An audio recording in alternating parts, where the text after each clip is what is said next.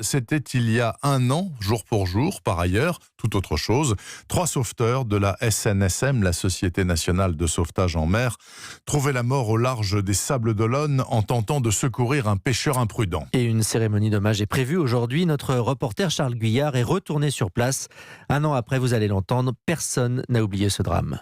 Donc il était juste devant nous et il s'est retourné en face là. De son bureau donnant sur la mer, Michel Martin n'a rien manqué du drame qui s'est déroulé à quelques centaines de mètres seulement du rivage. Nous avons vu les gens dans l'eau, alors on ne savait pas du tout combien ils étaient. Nous on en avait vu 4 qui ressortaient avec les gilets, qui arrivaient devant là. Si ce témoin a tout vu depuis la côte, lui en revanche a tout vécu de l'intérieur. La vague fait que aussi les vitres explosent. Christophe Monroe est le patron de la station SNSM des Sables d'Olonne. Ce 7 juin, il était à bord de la vedette numéro 061 avec 6 autres sauveteurs bénévoles dont son propre fils, Jérôme. En quelques minutes, l'opération tourne à la catastrophe. Le canot chavire, c'est la chute dans une mer déchaînée. Puis là, les vagues sont arrivées, on a été séparés. Je vois David qui remonte le long des rochers. Par contre, je vois pas mon fils, quoi.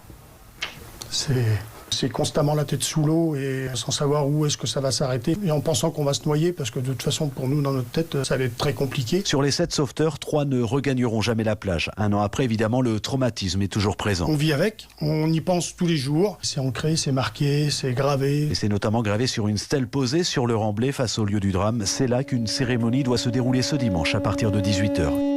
Les Sables d'Olonne, Charles Guyard, Europe 1.